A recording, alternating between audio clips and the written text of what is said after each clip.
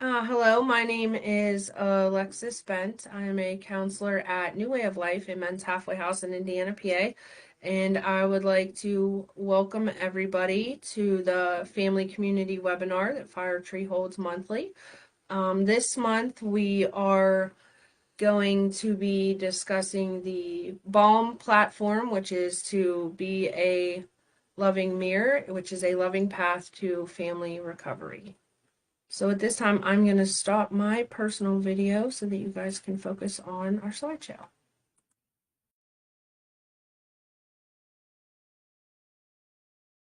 So I'll give everybody a few minutes just to jump in.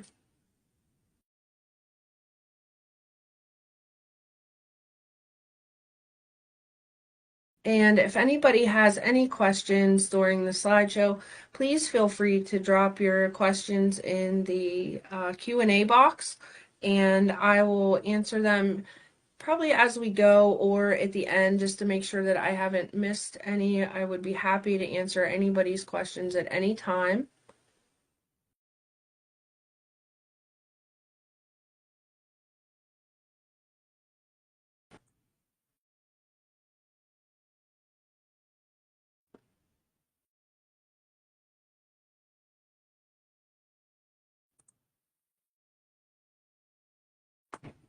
Okay, so I'm going to go ahead and get started just so we can utilize enough of the time.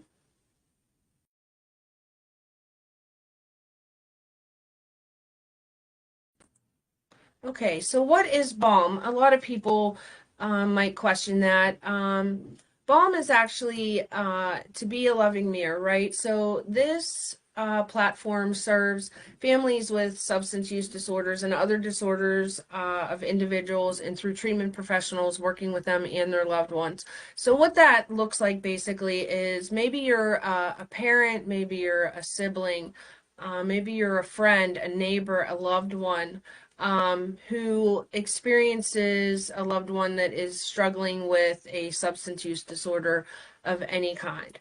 BALM is a method of family recovery. It's an educational program and instruction with literature that will help increase the family's peace and allow for communication to support that loved one in their recovery journey. So there is actually research that backs this up that shows when families are able to receive help as a whole, the struggling loved one has a much greater chance of attaining and maintaining their recovery. Now, some families may struggle to acknowledge the substance use or the addiction, and enabling can come into play. And this is where families typically struggle in supporting the individual on identifying whether they're helping or actually hurting the person in recovery or the one that's in struggling with active addiction, possibly in real time. So there are principles of being a loving mirror in the 7 C's. These are really important for the individual and the family one to understand, because this will keep you, what they say, maybe rooted or concrete in your ability to help the individual. So the main 7 C's of the program is that you did not cause your loved one's addiction. Under no circumstance is it your fault that a person may choose to use substances. Um, on the other end of that, you are not able to control the loved one's addiction, right? You can't control how much they may use. You can't control when they stop using. You can't control what substance they use or don't use. And of course, we all know, unfortunately, there is no cure to addiction. It is a incurable and fatal disease at times. And no matter how much you love that individual, or attempt to try and love them or show them things, ways to stop, unfortunately, you cannot cure that addiction. Now, you are connected to that loved one on a level that transcends their addiction, right? The connection that you have with your loved one was more than likely there long before that person had experienced their first substance use. You can learn to communicate more effectively with your loved one through the BALM program. And of course, you can always, always contribute to their recovery. And you are always at a choice to decide whether or not you want to participate in that person's recovery or not. I'm going to cover the first three principles in the BALM program for the purpose of time. Principle one, the family plays a crucial role in the loved one's recovery. So there are some things that you can do before treatment, during treatment, and of course after treatment for your special person. Before treatment, a using person probably will not respond well to expectations. Setting them on a person struggling with substances, expectations can tend to be unrealistic for that individual, and it can lead to resentment and argument a lot of times in the home. What you can do before treatment is always focus on yourself, your self-care, and understand again back to that C that you cannot control the individual. Setting boundaries is important in any relationship, especially when dealing with a person who is actively using substances. And of course, always, always get support. There are other outreach groups such as the BALM Family Education Program and other support groups such as Al-Anon or Nar-Anon groups. I know there's codependency groups and things like that that can also support you, because the purpose of enrolling in the BALM program is so that you can be a better person, so that you can better provide to your loved one. While the individual is in treatment, right, we're always happy when they go to treatment, is to respect the process of treatment. You can't control their treatment process. You can't control how they behave in treatment, how they respond to treatment. Again, going back to that C. Focus on yourself while they're in treatment. Allow that time while they're away to focus on yourself with deal with any past anger that you may have, right? So kind of like while they're away, you get a chance to be away too. And maybe during those phone calls or family visits, tell your loved one then what you are seeing and hearing from them in a safe space, so that they are clear and conscious of their, all substances are removed at that point. So the individual would be able to hear you and receive your message at a more, what do I want to say? At a more receptive level. And of course, you can always create leverage with those boundaries and continue with your supports and attend all treatment and offerings. If you are actively engaged with your loved one while they are in treatment, it shows, again, that other C of connection, right? And it will help build that relationship with your loved one, showing that they are supported and that treatment is a positive event for them to attend. And of course, after treatment, the feelings and emotions of possibly fear, what's going to happen, what does that look like when they come home, is my loved one going to relapse, right? Those are all questions that are normal and that families experience, especially with a struggling addict. But of course, make sure that you're taking care of yourself, whatever your regular self-care regimen looks like. Create a peaceful presence in the home or where that individual returns to, so that they understand that they are loved and welcomed if they are able to return home. Be responsive to their needs and their treatment. Be engaged in what their prevention and early intervention looks like. Set up structure, routine, and again, stick to those boundaries that you had originally set. And some may even use contracts and consequences to create leverage. If we break curfew, this is going to be the consequence.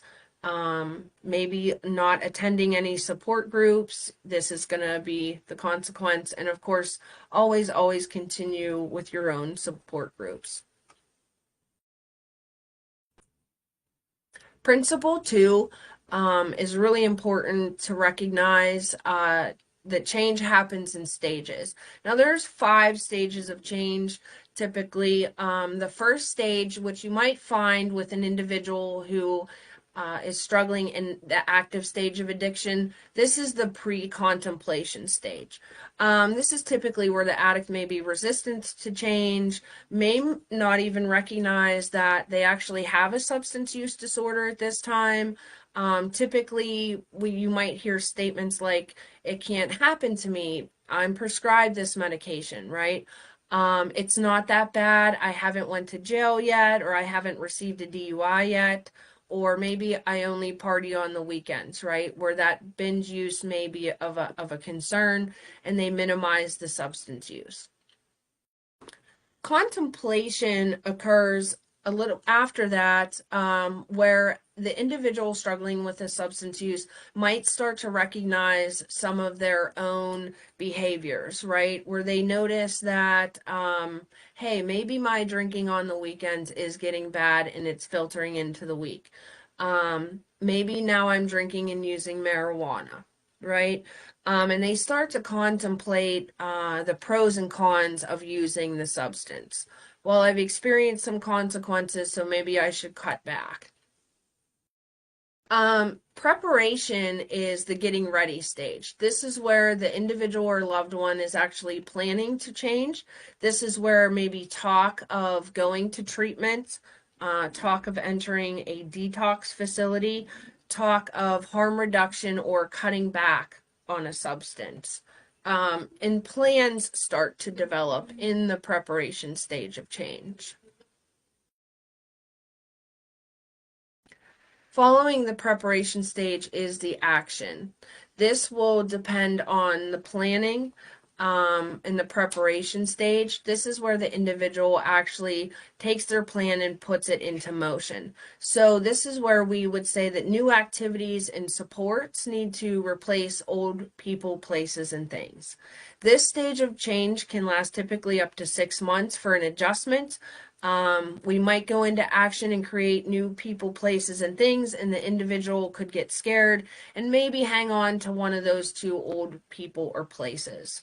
And there could be a lot of what I would call teeter-tottering in this stage. It is a one day at a time process, and this is where family is definitely vital in supporting that individual and continuing with their action stage in a positive direction. Maintenance stage, this is the stage where the individual with a substance use disorder is attending deeper work to themselves, maybe in therapy. They have started to develop a new identity in the community, and really starting to connect to new supports, new individuals, and what we would probably say in the recovery community is walking the talk, right?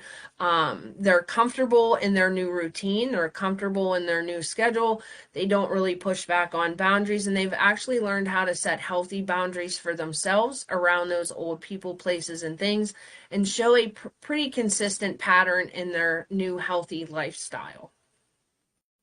Now, recycling could be a stage of change. This is where a person or an individual may become bored with their new recovery life, or complacent, as you may have heard in other training sessions, or just language with the individual with substance use. And they may experience a relapse during this time. An individual who experiences a recycle or a relapse could also, depending on the length of the relapse, could re-enter into any possible preparation, planning, or action stage to get back on the wagon, as we would say. Principle 3 is really vital for the person, the loved one, who is supporting a person with substance use disorder. So there's a difference between giving up and giving in. So not giving up on an individual understands the meaning of helping versus enabling. Partnering with treatment professionals to present a united front of our loved ones. Maybe we're communicating with counselors, probation officers, therapists, things like that. And of course, building healthy supports and engaging in self-help groups for yourself, like we talked about in the beginning. Giving in may look like you're staying loving in the face of anger, resentment, and fear. Learning what it means to be loving rather than nice to a struggling loved one, and that comes with healthy boundary setting. Not allowing yourself to be manipulated or coerced by demands, and always remember that denial is the glue of the use of the disorder system. Giving in and giving up can feel like different things inside at times: disappointment, anger, fear, resentment, things like that.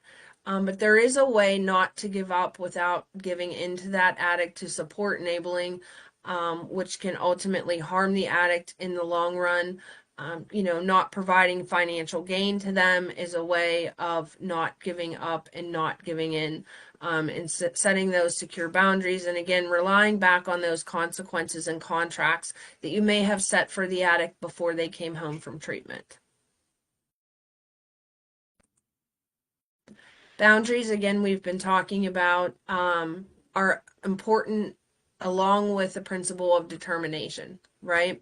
So things that can happen once you set a boundary with a person with a substance use disorder, it's expected for the individual to test the boundary, right? So say we have a boundary of maybe 11 o'clock and the individual or loved one doesn't come home till 11:30.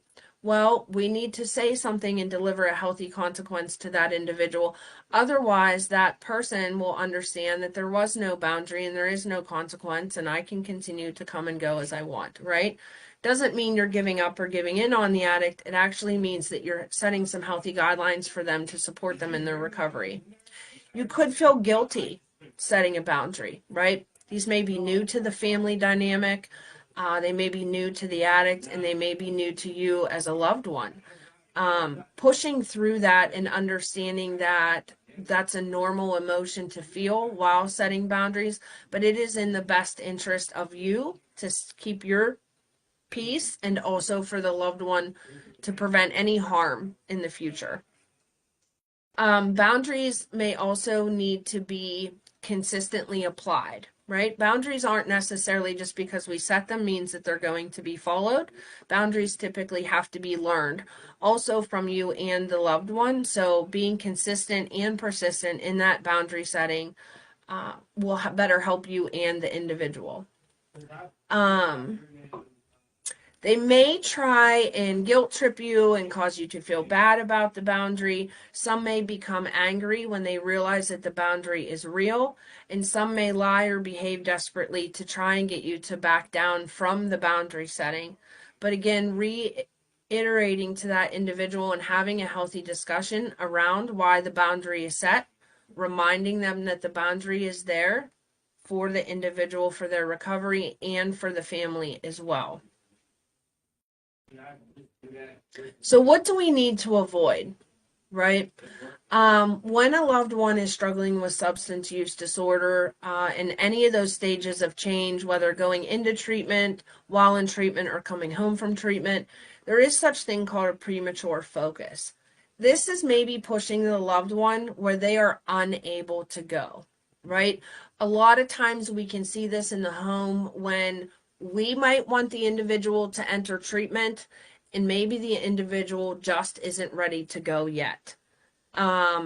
Maybe we want the individual to attend, 7 meetings a week, and the individual is only comfortable attending 3. You don't want to push the loved one where they are unable to go. It goes back onto those unrealistic expectations.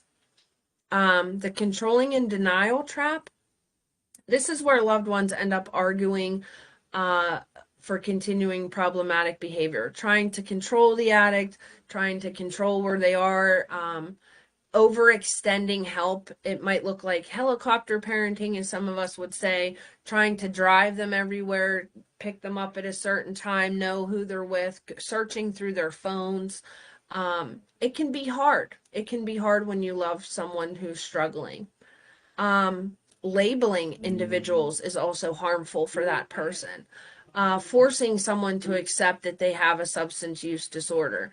And of course, using shameful names that create stigma or guilt and shame on the individual, which could deter them from receiving help. Blaming, of course, using shame, and it can easily trigger defensiveness in the individual. Blaming, things always go wrong in the family because of your drinking. Things are always happening at the home because you don't wake up because of your using, right? Blaming can trigger defensiveness in the individual and cause them to flee or completely shut down. And finally, we want to avoid the question answer trap. So this is passively answering questions without true involvement in the individual's care. So acting like maybe we're not really genuine in our care for the individual, and if they do get help or not, could cause isolation and maybe feel them that they're not valued by their family, or that they're not even being noticed or recognized.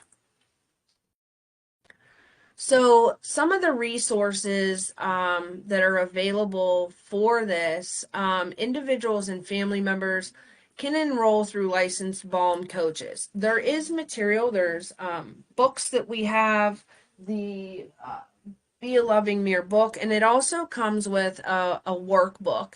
And there's worksheets in there that you could complete and work on and take your own personal care time. A lot of this is really based in how can you, as the individual who has a person in their life who is struggling with substance use disorder, be better for you.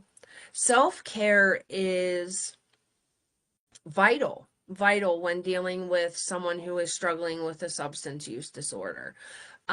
We can become exhausted or burned out trying to help the individual, what some might call, say, saving the individual, and understanding that those are unrealistic expectations that you are also setting on yourself.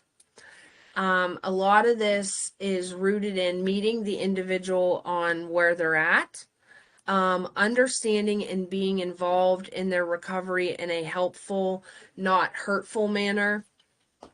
Being open to communication, answering questions, and getting involved to a level that supports your own personal growth, and supporting your loved one's personal growth. Now, an individual might go to treatment and need to come home and isn't willing to change everything. They might experience a recycle or a relapse and end up back in treatment again. Because, like we said in the beginning, there is no cure to substance use disorder, unfortunately. It may take an individual multiple times in and out of treatment. And how are you going to keep yourself well during those times? How does the family stay well and supportive and not get lost in substance use disorder dysfunction or chaos or split up? A family united as a united front can better support the individual, and then that individual will then better have more success at their recovery. Keeping people connected and being available for your addict. I do have a contact list here. Her name is Stacy. She was phenomenal, and can run different balm recovery groups and provide the literature at treatment centers. Recovery life coach, interventionalists, or other recovery professionals can purchase a license to provide this program for families that they serve. And I do believe they are offering it online now. I'm hoping. I think the pandemic had something to do with that. And as long as there is life, there is hope, right? So, that's a beautiful quote for anyone who has a loved one struggling with a substance use disorder.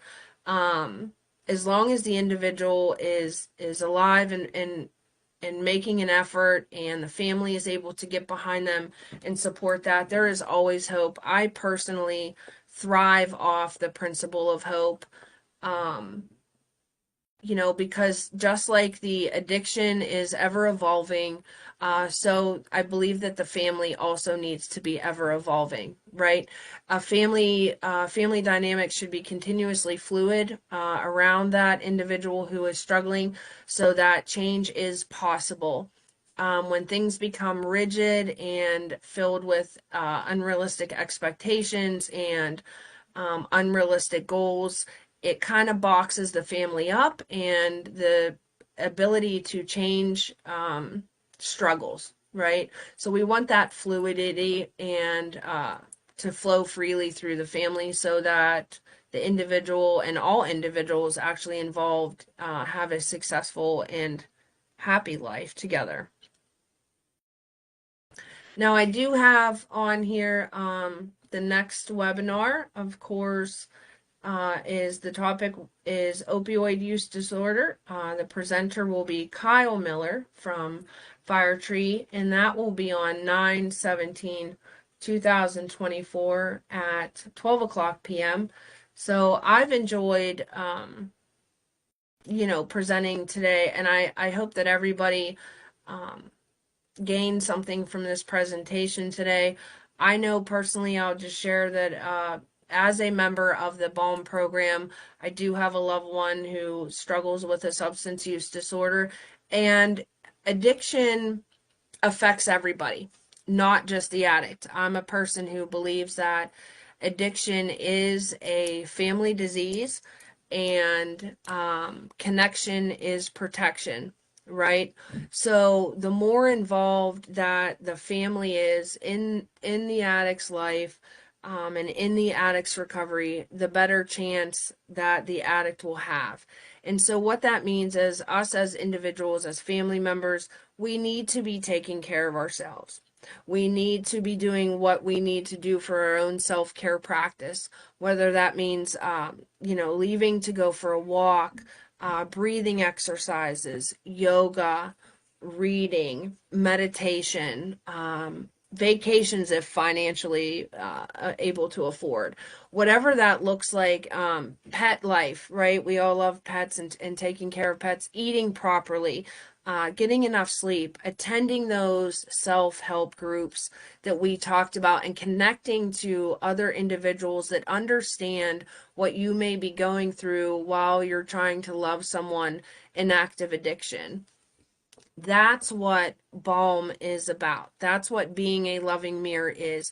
Being that positive example for your loved one, showing them what self-care looks like, educating them on the importance of connecting to other groups, connecting to other supports, being honest in your emotions, setting healthy boundaries, and having those tough discussions sometimes around what addiction looks like, right? Letting them know what the behaviors look like, sharing your cares and concerns with "I think, I feel" statements. Those are the important building blocks to being a loving mirror for the individual who is struggling with addiction.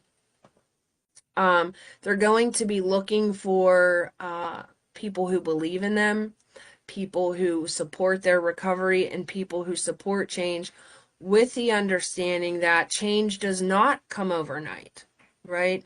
Just because the individual goes to treatment doesn't mean that they're 100% better, but it also doesn't mean that the family is 100% better. And for the individual to be better, the family needs to be better. So making sure that we're following those C's that we discussed in the beginning, setting those healthy boundaries, and being willing to support the individual regardless of how many attempts it takes to get to treatment, right?